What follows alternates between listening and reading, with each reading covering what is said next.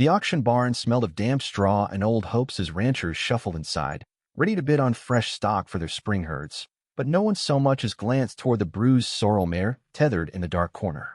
Her ribcage showed beneath a dull coat, and one back leg trembled with every shift of weight, a sign that hard miles and careless hands had carved deep pain into her young body. Auctioneers shouted numbers that bounced off tin walls, yet every time they tried to start the bidding on Lot 42, the mare voices dropped and boots scuffed, as if acknowledging her would cost more than money. 12-year-old Lucas Hartley, a lanky cowboy in training, felt a tug in his chest when he saw the mare's frightened eye flick toward the exit, as if she still dreamed of open plains. Lucas remembered how his grandpa taught him that real cowboys never measured worth by polish or speed alone, but by heart, and something about the mare's quivering ear told him her heart was fighting hard to keep beating. While grown men argued over glossy quarter horses with pedigrees stretching back to legends, Lucas slipped away from the ring, knelt beside the mare, and whispered a greeting softer than a breeze passing through prairie grass. The mare's nostrils flared, catching the scent of sweat and hay, and for a second her fear paused, like storm clouds parting to show one square of blue sky. Lucas saw a faint scar on her shoulder, shaped like a crooked star, and wondered if a fence had snagged her during a wild dash or if harsh rider had whipped where patience would have worked. He reached into his pocket, found the last sugar cube saved from breakfast, and held it flat on his palm until the mare stretched her neck, lips quivering, to taste a kindness she had not known for months. Her eyes softened, and Lucas felt a silent promise unfold between them, the kind that doesn't need words because it's spoken in steady breaths and trusting looks.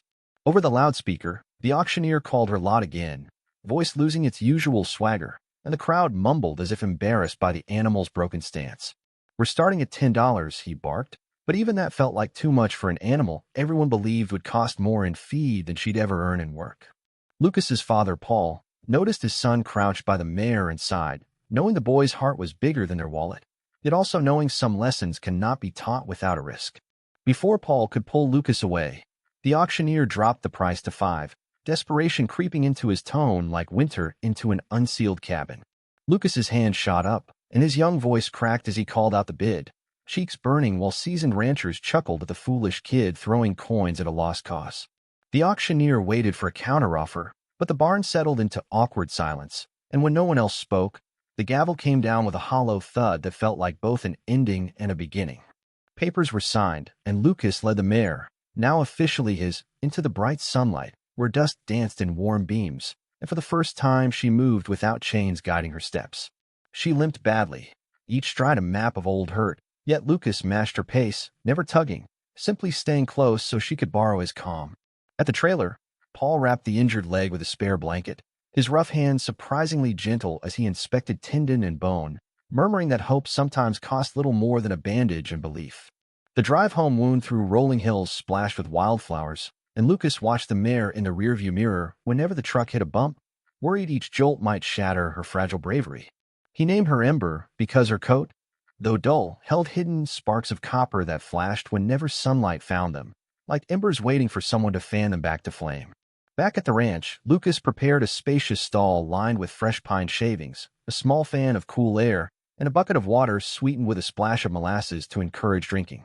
Ember lowered her head to the bucket, and Lucas counted the steady gulps the vet said were vital for recovery, each sip a drumbeat of hope echoing in the quiet barn. The family vet, Dr. Ramirez, arrived before dusk, her kind eyes crinkling behind wire-rimmed glasses as she examined the leg and declared that, with rest and patience, Ember could heal. She prescribed gentle stretching, cold compresses twice daily, and most importantly, a companion who believed in her future more than her past. Lucas volunteered for every duty, waking at dawn to massage the sore muscles and walking Ember in slow circles under peach-colored sunrise, singing off-key campfire songs so she wouldn't feel alone. Weeks passed, and tiny changes grew into landmarks. First, Ember bore weight on the bad leg for a full minute. Then she trotted 3 steps without stumbling, each victory celebrated with laughter that filled the barn rafters. Lucas kept a journal of her progress, drawing little check marks beside goals like lift hoof for cleaning and pinned ears less than yesterday, proof that healing was as much about noticing as doing. One evening, thunderheads rolled overhead, and the ranch's other horses stamped nervously, but Ember stood calm beside Lucas, trusting the boy's steady hand more than the sky's warnings. The storm broke open with sheets of rain, yet Lucas led Ember into the open arena, believing water would cool her tendons, and together they walked figure eights while lightning stitched silver seams across the clouds. Paul watched from the porch, astonished at his son's quiet resolve, realizing that the boy was becoming a cowboy not through rodeo wins but through compassion threaded into daily chores. By midsummer, Ember's coat glowed like polished penny copper, and the scar on her shoulder, once angry purple, faded to soft pink, a badge of survival rather than shame. Dr. Ramirez cleared Ember for light riding, and Lucas climbed onto her bareback, feeling her muscles tense then relax as she accepted the new weight like a challenge she chose rather than one forced upon her. They paced the perimeter of the pasture, and every time Ember faltered, Lucas leaned forward, whispering gentle encouragement that floated away on the breeze yet stayed in her ears. Cattle across the fence lifted heads to watch, as if sensing that something rare was unfolding, a partnership born from kindness instead of conquest. When they reached the old cottonwood tree at the far corner, Lucas urged Ember into a slow canter, and for 8 glorious strides she moved without a hint of the limp that once defined her. At the barn, Paul clapped his son on the shoulder, saying that anyone can spot a champion on race day, but it takes real eyes to see one limping in the shadows. Lucas smiled, realizing Ember had given him more than a project. She had shown him how courage sometimes wears a broken body yet still looks forward. That night, under a quilt of humming crickets and distant coyotes, Lucas sat outside Ember's stall, reading her the last page of his journal entry, promising that tomorrow they would chase the sunrise together. Ember flicked her ears, exhaled a soft nicker, and Lucas knew the sound meant thank you, not just for saving her life, but for believing her future could blaze brighter than any past pain. Dawn painted the Hartley Ranch gold, and 12-year-old Lucas bolted from bed before his alarm, sure that today Ember, once the forgotten mare from the dusty auction pen, was ready to face the world beyond the ranch. After chores, he brushed her copper coat until it shone like a new penny, whispering silly jokes so simple that even the barn swallows seemed to chirp laughter while darting between rafters. Paul backed the trailer to the loading gate, and Ember stepped in without hesitation, proving that trust can lay bridges where fear once dug wide canyons between horse and human. During the hour-long drive to the county youth rodeo, Lucas matched every deep breath he took to the mare's steady exhale echoing through the trailer wall, turning nerves into a quiet duet of hope. When they rolled under the fairground arch, riders paused mid-grooming to stare at the small sorrel with the pale star-shaped scar, unsure whether curiosity or pity better explained the pull they felt. Lucas felt their doubt prickle his arms like nettles, yet he grinned, recalling Grandpa's saying that doubters are teachers who use surprise as chalk on the blackboard of life. He signed up for the trail obstacle class and the beginner barrel race, choosing tests that rewarded careful partnership over blazing speed because patience had stitched Ember's leg back together. While waiting their turn, he walked her slow circles beneath a cottonwood whose leaves hissed like tiny cymbals, letting her breathe air scented with popcorn, sawdust, and fresh-cut grass. Loudspeakers crackled contestants' names, and each time a syllable popped, Ember flicked an ear forward, listening like a student eager not to miss her own roll call on the first day of school. When Lot 7 finally echoed across the arena, Lucas guided her through the gate, his heart thumping louder than the applause that had greeted the sleek gelding 10 minutes earlier. The first test was a red wooden bridge whose planks rattled like typewriter keys, and many hooves had stuttered there already, scattering splinters of courage across barn-dusty boards. Lucas loosened the reins, murmured, "Easy, girl," and Ember sniffed the wood before crossing with a dancer's balance, each step steady enough to silence even the most skeptical whisper in the stands. Surprised murmurs swelled like a rising tide because moments earlier a glossy show pony had balked, yet this little rescue mare glided on as though the bridge were part of her daily walk to water. Next hung bright pool noodles that swished in the breeze like jungle vines. Lucas kept humming Grandpa's Storm Night lullaby, guiding Ember straight through the flapping colors without blinking once. Plastic tips brushed her sides, yet she marched on, lowering her head to inspect a dangling blue strand as calmly as if sniffing clover in her home pasture, while cameras clicked like grasshoppers. Kids wearing neon hats cheered, spilling lemonade in sticky arcs across wooden bleachers, their foam fingers wagging like friendly dogs chasing the sun on a lazy afternoon outside school. The final obstacle was a shallow pond edged with flat stones where reflections of drifting clouds trembled, making the water look deeper than it was to nervous horses with vivid imaginations. Ember tested one stone, then another, and soon stood mid-pool like a copper statue bathed in sky-colored ripples, sunlight flashing along her damp fetlocks while the audience held its collective breath. She stepped onto the far bank without a splash, and a judge raised a card marked 9, the second highest score all morning, causing a wave of whistles to bounce under the metal roof. Back at the holding pen, Lucas rubbed her neck, relieved that controlled effort had kept old injuries quiet, and he thanked her with a cube of mint candy that melted into sugary foam on her tongue. The loudspeakers soon listed top trail scores, and hearing their names second made Lucas's knees wobble with pride while Ember merely flicked a tail, as if ribbons were routine. He tucked the blue-trimmed ribbon into his hatband, promising her they would frame it later above her stall, so every dawn she could see proof that faith grows visible wings. An hour later, dirt was raked smooth for the beginner barrel race, barrels gleaming white, and sunbeams sliced through dust like spotlights searching for new legends among the riders and horses. Many contestants burst from the gate at full tilt, hooves drumming fast songs. Yet Lucas planned slower rhythm that prized clean turns over wild speed because precision had rebuilt trust between them. When their turn came, he breathed twice, then asked Ember into a jog that melted into a lope smooth as syrup over pancakes, drawing surprised cheers from spectators expecting another timid outing. They hugged the first barrel so close its paint kissed Lucas's boot, pivoting in a tight half-moon that left dust swirling like cinnamon at sunrise, making judges lean forward in disbelief.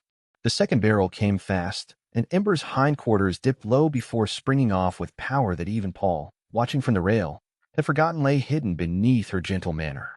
On the final stretch, Lucas gave a soft leg cue, and she lengthened stride, mane flying like orange ribbons in a wild wind, while the crowd rose in one fluid wave of excitement. The timer beeped at 23.8 seconds, not the fastest, but clean, and bonus points for precision nudged them into fourth place overall among a dozen entries, which felt like winning gold. A local newspaper reporter snapped photos, eyes widening when Lucas explained she had come from an auction for $5, proving that small coins and big hearts can rewrite destinies. The reporter, notebook fluttering, asked for the secret treatment, and Lucas tapped his chest, answering, "Right here, ma'am, just steady love," a line that made nearby cowboys nod respectfully. During awards, the announcer invited them to lead the closing parade, explaining that courage sometimes deserves as much spotlight as speed or pedigree, especially when wrapped in copper hair. Trumpets launched a bright march, and as they circled the arena, Ember lifted her knees high, ears forward, soaking applause that rang like summer rain drumming tin roofs. Children leaned over fences, and Ember stretched her soft nose to meet tiny fingers, accepting sticky pats with a grace that sparkled brighter than any medal the rodeo could offer. Standing by the exit gate, Paul wiped his eyes, blaming dust motes, though Lucas suspected the wetness was plain pride leaking from a father's wide heart, and he felt taller than the grandstand roof. On the ride home, the trailer rattled less, maybe because Ember balanced evenly now, confident while rolling fields of sunflowers blurred behind the slatted window like yellow applause. Evening light spilled peach and lavender over the ranch as Lucas led her to pasture, where crickets tuned their twilight orchestra and fireflies bobbed like tiny lanterns.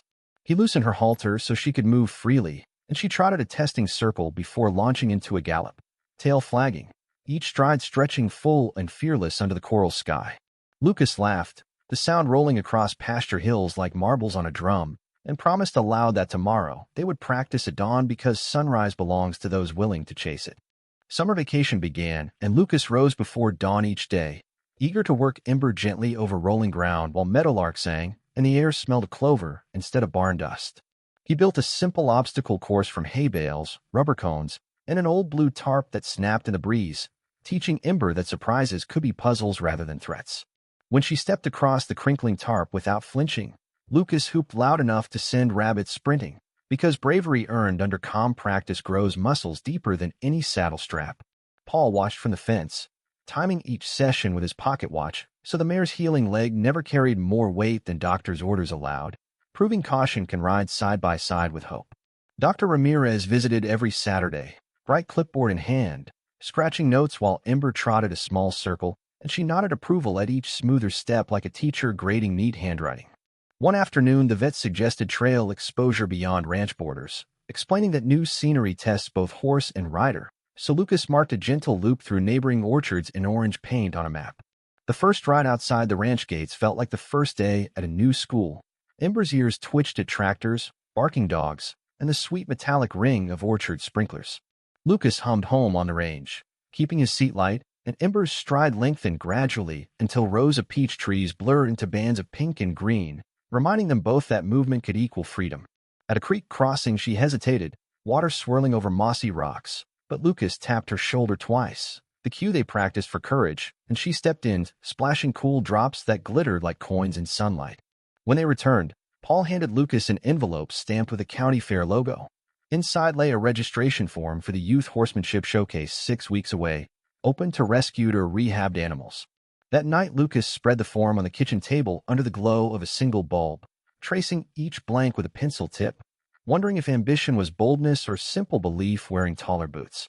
He signed them up for the freestyle display class, where riders choreographed a short routine to music of their choice, and he chose a slow fiddle tune Grandpa loved called Prairie Sunrise. Training days passed like pages in a chapter book, each one adding new words: side pass, rollback, extended trot, that Lucas sounded out until they felt natural beneath Ember's hooves. To build trust under distraction, Paul parked his old tractor beside the arena and revved the engine while Lucas guided Ember through patterns, teaching her that sudden noise could be background, not danger. Lucas's younger sister, Ava, painted cardboard signs reading "Clap Here" and stationed friends behind the rail to practice applause, their playful cheers rising and falling like waves testing a seawall. Ember flicked an ear at first but soon walked on as calmly as if wind alone made the noise, proving that confidence, once planted, spreads roots wider than fear. 3 weeks before the fair, a thunderstorm split the sky and lightning cracked behind the hills. Yet Lucas chose to school Ember inside the covered arena, believing storms teach focus no sunny day can.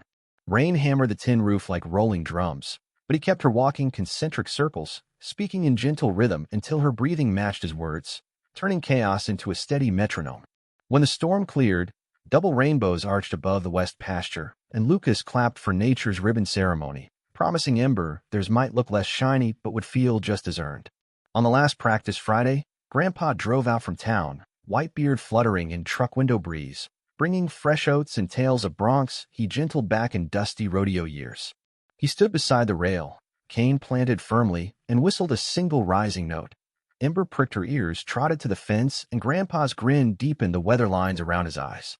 "She's got iron underneath that copper," he said, patting Lucas's shoulder, and the boy felt words settle in his chest like spurs forged from pure encouragement.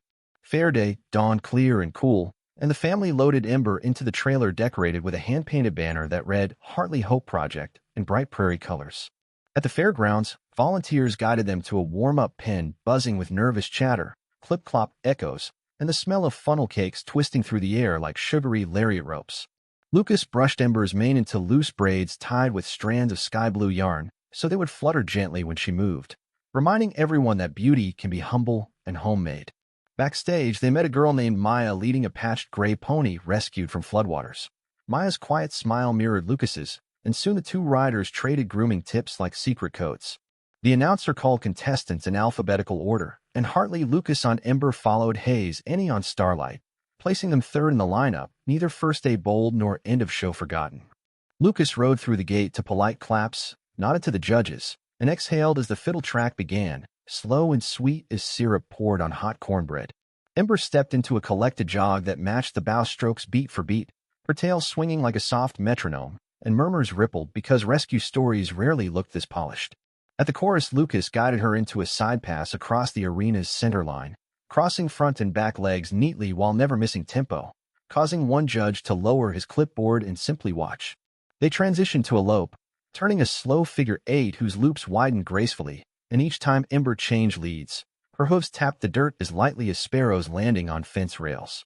For the finale, Lucas asked for a halt beneath the grandstand flag, then cued Ember to bow by sliding one hand down her leg. She tucked a knee, lowered her neck, and held position while the music faded. Silence hung for half a heartbeat, then applause erupted like fireworks, and Lucas's cheeks flushed hotter than noon saddle leather while Ember's ears flicked forward, soaking up every shout. Judges calculated scores while contestants lined up, and Lucas stroked Ember's neck, whispering thanks for each sure-footed step, because gratitude, he knew, stitches memory into the heart's strongest pocket. Results posted on a crisp white board showed Ember and Lucas had placed second, just 1 point behind a glossy show gelding, and Lucas's head spun with equal parts disbelief and pride. Maya won third, and the two friends high-fived, promising to swap trail ride stories before summer ended, proof that friendly rivals can share finish lines without stepping on anyone's victory. During the award photo, a local television reporter approached, microphone flashing red, asking Lucas what made Ember special, and he replied, She didn't quit on herself, so I refused to quit on her. The interview aired that evening, and neighbors who once doubted the $5 mare called to say they never knew a rescue horse could move hearts faster than barrel racers move around drums. Back at the ranch, twilight spread lavender shadows, and Lucas removed Ember's ribbon, hanging it beside the first one on her stall door, making a matched pair that jingled softly in night breeze. Early August sun lit the barn when Lucas spotted a flyer for the town's harvest parade seeking stories that lift spirits, promising trophies, and he felt Ember's journey fit perfectly. The parade route wound through Maple Line Main Street past the nursing home and children's hospital, places where hope often needed extra fuel, and Lucas decided they would ride to cheer the watchers. Paul approved, reminding that real cowboys serve community, so they drilled among fluttering paper flags and rattling cans in case surprises burst on show day. Ava recruited friends to play kazoo marches beside the arena, their off-key buzz imitating band music, teaching Ember that funny noises meant fun, not fear. Grandpa donated an old cavalry saddle polished until its brass trim winked like sunrise over Mesa Cliffs, saying a brave mare deserved bold shine. Lucas spent evenings braiding tiny fabric sunflowers into Ember's mane because sunflowers follow light, and he wanted every onlooker to see how she had learned to do the same. The night before the parade, Lucas slept in the barn loft, listening to Ember munch hay below, each calm chew steadying his nerves better than any lullaby whispered by warm summer air. Dawn broke cool and misty. Dew pearls clung to the banner reading Heart and Hooves, and Lucas slipped a soft fleece pad under the fancy saddle to guard Ember's scarred shoulder. They trailered to town where floats lined up like colorful storybooks, and Ember stepped down onto asphalt that smelled of last night's rain and fresh street paint. A volunteer fitted Lucas with a wireless microphone so he could narrate their tale during the slow ride, a task that made his stomach flutter yet thrilled him with the chance to steady his voice like reins around a skittish colt. The parade started with a siren from the fire truck, and Ember twitched an ear but walked forward, trusting the steady hand that steadied her rein. As they passed the nursing home, silver-haired residents waved bright scarves, and Lucas spoke into the mic, telling how Ember turned $5 into unlimited possibility. Eyes that had seen many seasons widened, some glistening, and a frail man pressed a weathered palm to the glass, mouthing beautiful, while Ember arched her neck like she understood. Farther along, the children's hospital came into view, its windows decorated with handmade rainbow hearts taped by patients longing for outside adventures. Nurses rolled several kids in wheelchairs to the sidewalk, for poles trailing like slender flags. When Ember saw the small faces, she slowed, ears tilting forward in gentle greeting. Lucas slid from the saddle, led her to the curb, and asked softly if any child wished to stroke her neck. Tiny hands emerged, some shaking, and Ember stood stiller than a statue carved from warm copper. One boy, Liam, wore a baseball cap over baldness left by treatments. He whispered that he used to ride before sickness stole his strength, and tears pricked Lucas's eyes behind his brim. Lucas offered Liam the reins, keeping a firm but hidden grasp, and Ember lowered her head so the boy could feel the velvet between her eyes, a moment captured by dozens of camera phones yet larger than any screen. Cheers rippled down the block, echoing off brick storefronts, and when Lucas remounted, he noticed hospital staff wiping cheeks while pretending to adjust masks. The mayor, riding a convertible ahead, signaled for the procession to pause, then turned the loudspeaker toward Lucas, asking him to share Ember's story again for those farther back. Lucas spoke of the day no bidder wanted her, of sugar cubes, cold compresses, and small victories grown into gallops, and each sentence floated above the crowd like warm breath in winter. People fell quiet. Even toddlers clutching balloons stopped bouncing, and when he finished, applause surged so loud pigeons burst from the courthouse roof in a gray fountain. Cameras flashed. Local news streamed live, but Lucas cared most about how Ember's ears stayed relaxed, proof she felt safe inside the noise she once dreaded. The parade resumed, and marching band behind them struck up "This Land Is Your Land," tubas and drums thumping friendly thunder that matched Ember's hoofbeats on pavement, sending crisp leaves skittering along gutters like playful craps. Near the finish line, Lucas spotted a tall gate arching over the street where organizers handed out special medallions to entries voted most inspiring. Judges handed Lucas a blue ribbon edged in gold and a medallion shaped like a heart within a horseshoe, announcing that Ember had reminded everyone bravery often arrives dressed in scars.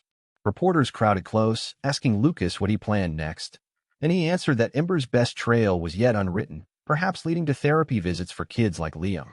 On the drive home, Ember munched carrot sticks Ava had packed, and Lucas reread the event program where scribbled notes from spectators said things like, "She gave me hope."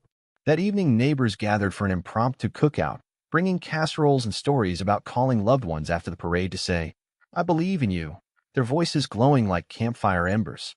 Grandpa played fiddle under string lights, choosing slow tunes so Ember could sway nearby, her tail matching the soft shuffle of boots on gravel, while fiddle notes mingled with mesquite-sweet grill smoke. Liam's family arrived unexpectedly with a framed photo of the boy touching Ember. They wanted Lucas to keep it as thanks, but he insisted it hang in Liam's room where courage was most needed. Paul announced that the ranch would host monthly open barns where anyone feeling low could meet Ember and see living proof that labels like broken rarely tell the whole truth. Dr. Ramirez, savoring peach cobbler, proposed a small scholarship named Ember's Spark for kids studying veterinary science, helping children see that compassion can build barns of dreams bigger than any arena, and cheers flared like sparks in dry grass. Constellations blinked overhead, and coyotes sang distant harmonies while Lucas leaned on the fence, replaying the day like pages of a beloved book warmed by gentle night breeze. He realized the mare's greatest race wasn't against barrels or stopwatches, but against despair, and today she won by turning strangers into a chorus of possibility as wide as prairie horizons. Ember nickered softly, nibbling Lucas's shirt hem, and he laughed, promising he would never let fame outshine the simple joys of brushing her coat at sunrise when dew still clung to spiderwebs. Before bed, Ava helped hang the parade ribbon beside the others, creating a row that looked less like trophies and more like stepping stones across a once unthinkable river of doubt. Lucas wrote a final journal line: "Hope travels faster than any horse, but sometimes it needs 4 good hooves to carry it farther than words alone." He closed the notebook, feeling its spine creak like a saddle settling, and understood tomorrow's chapter will begin long before ink met paper, out where hoofbeats painted fresh tracks in dew. As barn lights clicked off, Ember sighed, lowering her head to hay, and Lucas knew the sound meant rest well, for dawn brings new hearts to touch, and together they would be ready. Autumn morning fog hugged the ranch like a thin blanket as Lucas woke to a phone call from the regional rodeo board inviting Ember to a special Legends in the Making showcase held during the state fair 2 months away. The invitation explained that contestants would complete a short obstacle course, give a live talk about their partnership, and close with any freestyle trick showing the horse's heart more than its speed. Lucas's pulse raced, but he remembered Grandpa's advice that opportunity is just a trailhead, not the entire ride, so he set the letter aside until he finished feeding chores. Ember nickered when he entered her stall, and Lucas rubbed the star-shaped scar on her shoulder, telling her they had another big goal, but promising fun would remain at the center of every practice. After breakfast, Paul and Ava joined a brainstorming session at the kitchen table, mapping daily exercises on a giant wall calendar covered in bright sticky notes shaped like horseshoes. They planned 1 day per week for pasture gallops to keep lungs strong, 2 days for arena precision, and the rest for trail therapy visits so Ember never forgot the calm work that first healed her heart. Dr. Ramirez inspected Ember that afternoon, declared her tendons still sound, but she ordered ice wraps after any gallop and 10 minutes of hand walking to cool muscles, precautions Lucas wrote in bold. Training began under crisp blue skies, with Lucas guiding Ember around a new course dotted by fluttering paper kites, bouncing beach balls, and even a bubble machine that sent shimmering spheres drifting across her path. At first, Ember snorted at the bubbles, eyes wide, but Lucas laughed, showing her the silly soap circles pop harmlessly, and soon she chased them like a playful foal, breaking them with gentle swats of her muzzle. Each successful pass earned sugar-free apple treats so her diet stayed healthy, and Ember learned that strange sights often came with sweet rewards if she kept her cool. On Wednesdays, they visited the children's hospital courtyard, where Liam and other young patients watched from blankets spread on soft grass while Lucas demonstrated basic cues. Ember would back 3 steps, nod yes when Lucas asked if she liked carrots, then bow low as the kids clapped tiny thunder that rolled beneath city traffic sounds. One nurse reported that therapy day boosted lunchtime appetites and afternoon smiles, giving Lucas proof that miracles can be measured in empty plate counts and extra giggles. At home, Grandpa carved small wooden stars, one for each hospital session, and nailed them above Ember's stall door so evening chores felt like walking into a galaxy of good deeds. Mid-October winds turned leaves copper and gold, and Paul suggested adding a light Liberty move to their state fair routine, meaning Lucas would drop the reins and guide Ember with subtle body angles alone. Practicing Liberty felt like learning a silent language. Lucas bent knees, tipped shoulders, and breathed cues, amazed how quickly Ember mirrored the shapes of his intent. The first time she cantered a perfect circle without reins, Ava filmed on her phone, and the family replayed it 6 times at dinner, cheering louder each loop like fans at a championship game. Lucas, still worried about public speaking, So Grandpa set a soapbox by the barn and had him practice telling Ember's story to rows of hay bales, each sporting a drawn-on smiley face audience. The boy stumbled through early speeches, but Ember would nudge his back whenever he hesitated, a gentle reminder that fear shrinks when shared. 2 weeks before the fair, storm clouds dumped cold rain, flooding the outdoor arena. Instead of skipping practice, Lucas spread rubber mats inside the hay barn and worked on tight turns between stacked bales, turning a setback into creative progress. On Sunday, the family hauled Ember to a local crafts fair for a noise clinic where live bands played and vendors clanged tin wares. She flicked an ear at drums but stayed calm, earning praise from strangers nibbling kettle corn. One silversmith offered Lucas a free custom concho etched with Ember's crooked star scar, saying her resilience inspired the artisan to craft jewelry celebrating imperfections. Lucas fastened the concho to Ember's breast collar, promising it would remind audiences that broken lines can form beautiful patterns if polished with love. The night before departure, the family held a mini-fair dry run under string lights in the pasture. Neighbors came, brought lawn chairs, and pretended to be judges, rating each move on cards drawn with crayon numbers.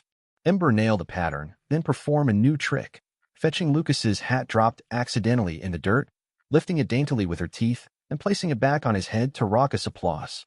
Paul announced the score, all tens, while fireflies blinked, making the pasture feel like a sparkling scoreboard across dusky grass.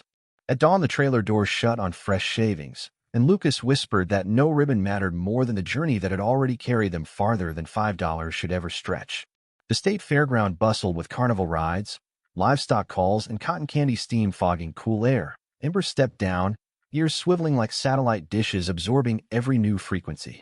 Behind the barns, competitors ogled the small sorrel, one whispering she seemed too plain for a showcase, but Lucas just smiled, recalling countless plain mornings that bloomed into extraordinary days. Warm-up went smoothly until a balloon popped near Ember's flank.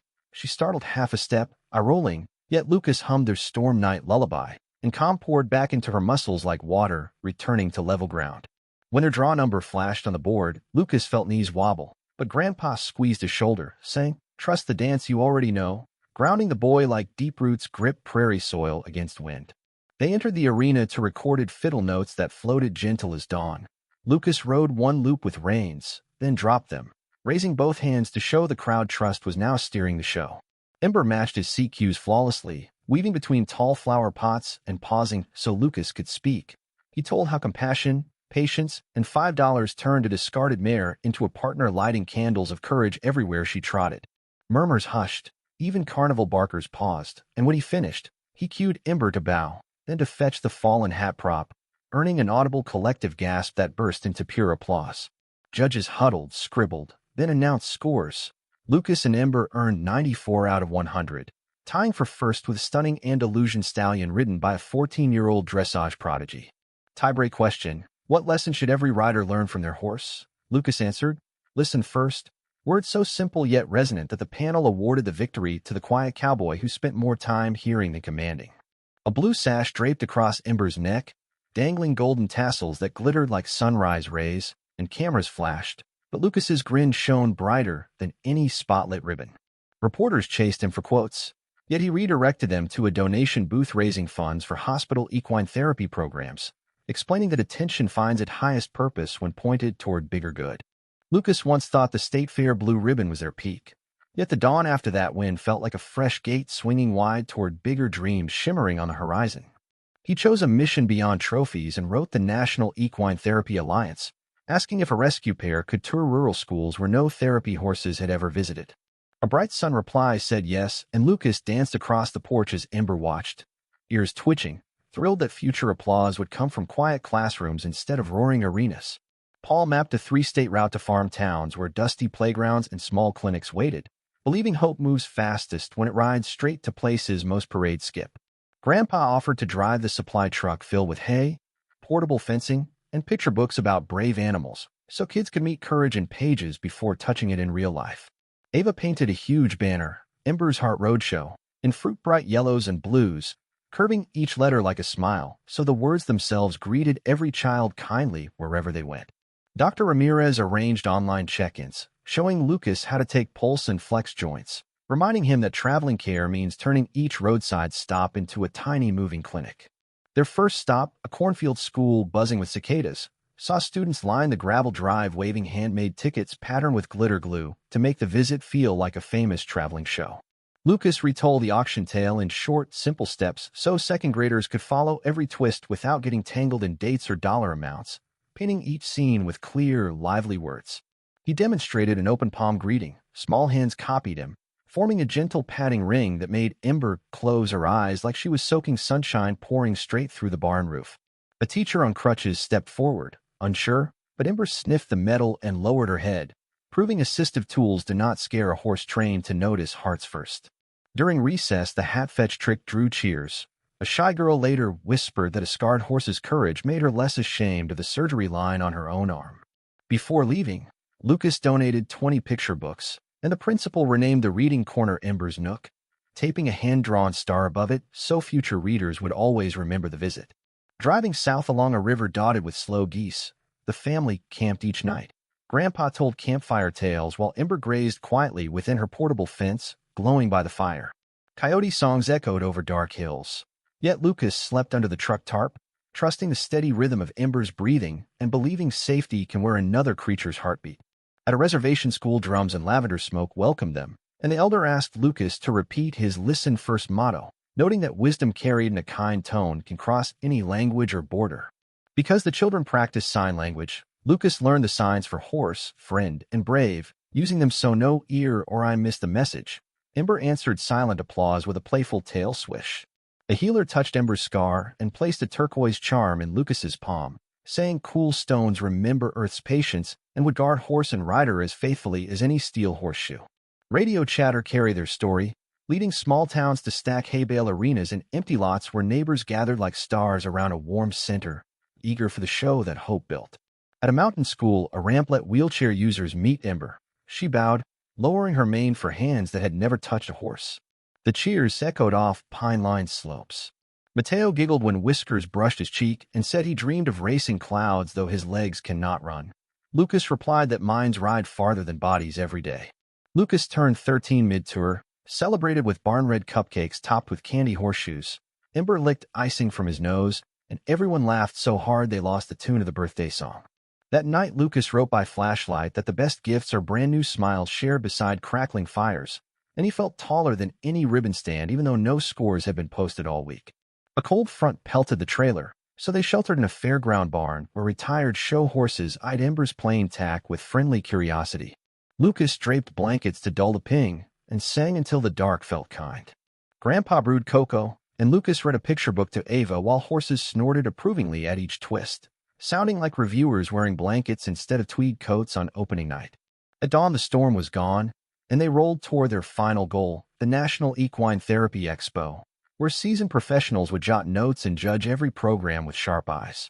Lucas felt nervous knowing judges carried thick clipboards, but Paul reminded him that the smiles collected on the road already proved success beyond any score sheet. Banners snapped at the expo, sleek therapy horses trotted smart patterns, yet Ember's pink-glinting scar drew respectful nods from riders who understood that healed wounds can shine like metals. In a ring scented with new shavings, Lucas guided Ember in a figure eight while explaining how a $5 bid became a bridge to thousands of young hands seeking confidence.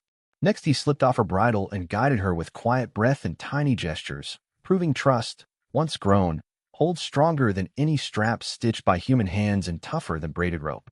The crowd fell so silent that Ember's hoofbeats sounded like soft drums. When she fetched the hat between her teeth, applause burst up and rattled the metal rafters with joy. When asked about tomorrow, Lucas smiled and said, "Wherever fear waits, we'll ride," a promise so plain and strong that preschoolers nodded and professors scribbled the words into notebooks. Their 96-point score topped the day. Yet Lucas clapped hardest for a steady pony helping a girl practice balance, because victory that lifts two hearts always weighs more than one medal. After photos, an alliance director offered a grant to train more rescue horses with Ember as model, an offer that made Lucas's eyes shine brighter than any ribbon. On the drive home, the trailer felt lighter, stuffed with gifts and banners, because gratitude never adds weight. Instead, it lifts wheels the way wind fills kites and pulls them happily forward. At the ranch gate, sunset poured amber light over the grass, and Ember whinnied loud enough to wake crickets, as if declaring that travels turned barns into launch pads for new flights. Family gathered on the porch, Grandpa's fiddle whispering a prairie lullaby, while Lucas retold Mateo's cloud racing dream, proving stories can outrun any stopwatch and circle back with hope. Paul hung the expo plaque beside the first ribbon, but Lucas saw the barn walls as only chapters. The true book lay outside, written each day by fresh hoofprints on open fields. He closed the barn and whispered that tomorrow they would rest, but soon they'd plot the next ride, because hope, like Ember, keeps pawing for new miles even when moonlight silvers the corral. Under a salt-sprinkled sky, Lucas felt Earth spin and knew that as long as hearts sought courage, the once-injured mare would be ready to guide them down brighter paths.